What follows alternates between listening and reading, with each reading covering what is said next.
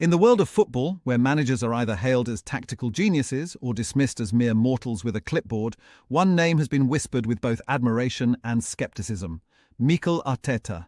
The burning question on everyone's lips: does he truly belong in the pantheon of top-tier managers, or is he just another fashionable Spaniard with a penchant for turtlenecks? Let's unravel this footballing enigma. The joys of having an unbelievable squad. It's almost like magic, isn't it, when you have players that even your gran could manage to win? But is it the squad alone, or is there a sprinkle of Arteta's fairy dust involved? They've got an unbelievable squad they've got together, and at the moment it looks impossible for them to lose. And I say that because they're so hard to beat, aren't they? They don't even have a shot against them. Yeah. That's the problem. They don't even have a shot against them. They need one goal to win a football match. It's not a lot to ask. Yeah, it feels like they've become this team that is just so sort of hard to snuff out kind of thing and to get past. Set pieces, the bread and butter of any good team. Yet, here we have folks scratching their heads about how Arsenal managed to find the net. Is it dark arts or just a simple case of being better than the opposition? Season. I don't, chef. No, I don't get it really. I mean, they're scoring a lot of set pieces, but every game they've played in this season, even at Liverpool, I might be wrong with the Liverpool game, they've dominated possession. It's not like they're playing with 33, 35% possession week in, week out, and they're nicking a goal from set plays. They're dominating the game. The problem is, and why they are not probably breaking teams down as much, is everybody's sitting 10 behind the ball against Arsenal. So if they can't break them down, they've always got that set piece in the armoury. So long it continue, I think if they needed a set play to win them a football match, but they are dominating games. I ain't seen anybody give Arsenal the run around this season yet. And they are dominant. And the reason is teams are sitting 10 behind the ball, and that's why they haven't scored a lot of goals in open play yet.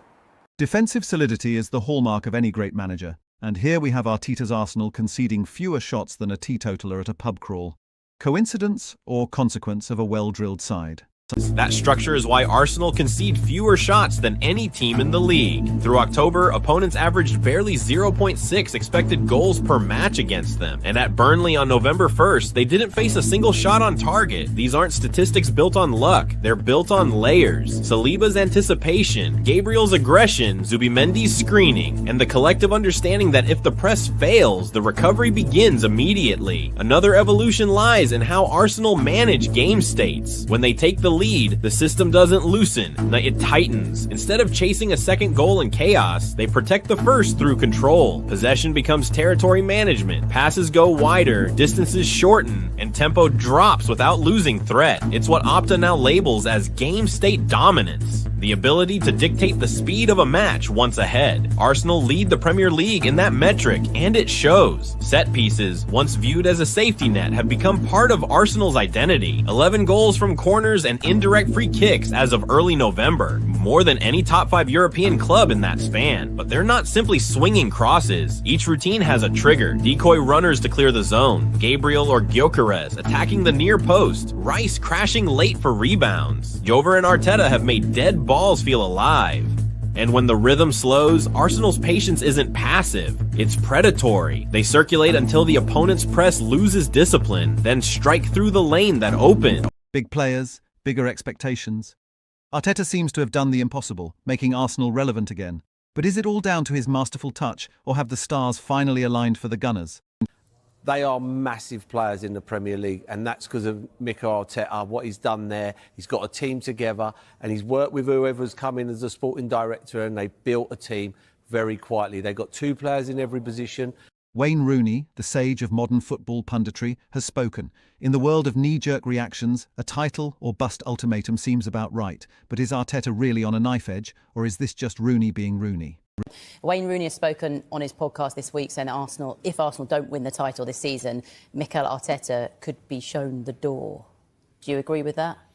No, I don't. If they don't win something? It all depends how it happens, doesn't it? I mean, if they go and get 90-odd points and then they get picked and they got 90 points and then you go, well, what can you do, really? Champions League, you might get in the final or the semi-final, goalkeeper comes out, someone goes round and ref gives a sending off. There's ways of losing. There's ways of losing titles and ways of losing games. People forget, 5 years ago, Arsenal were just also runs. They were also runs. They turned up at the start of the season, had no chance of winning the league. and they had to sweat on getting in the top 4 to get Champions League, and they had to sweat on that. They are massive players in the Premier League, and that's because of Mikel Arteta, what he's done there.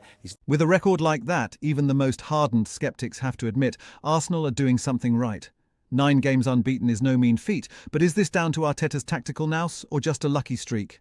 By the time the whistle blew at Turf Moor, Arsenal were 9 games unbeaten, had conceded only 2 goals all month, and recorded back-to-back matches without facing a single shot on target, something they hadn't done since 2003. The conclusion is simple. Arsenal don't win through chaos anymore. They win through control. Every movement, every pause, every set piece is calculated. This system doesn't chase emotion. Defending set plays, the Achilles heel of many a team, yet Arsenal seem to have cracked the code. Is this all down to Arteta's meticulous planning, or are they simply enjoying a purple patch at home? Like I say, they are very good at home. You know, I think they've only lost in the cup this season. That took penalties, so they will make it difficult for Arsenal. It won't be comfortable. It'll be a hostile environment. They'll probably be fairly deep, and they'll have to absorb a lot of pressure, and you have to be very focused and concentrated to do that well. If they can do that, and if they can manage to defend set piece as well, then the longer the game stays at 0-0, then they will get an opportunity. It may only be a half chance, but they might get something. So is Arteta truly a top manager? The evidence is as mixed as a bag of crisps at a football match. He's certainly shown glimpses of brilliance, but whether he can sustain it, like all good footballing debates, remains to be seen. If you've enjoyed this dive into the world of Mikel Arteta and fancy more footballing intrigue, hit that subscribe button and join us for more tales from the touchline. Don't forget to share your thoughts in the comments. After all, what would football be without a bit of banter?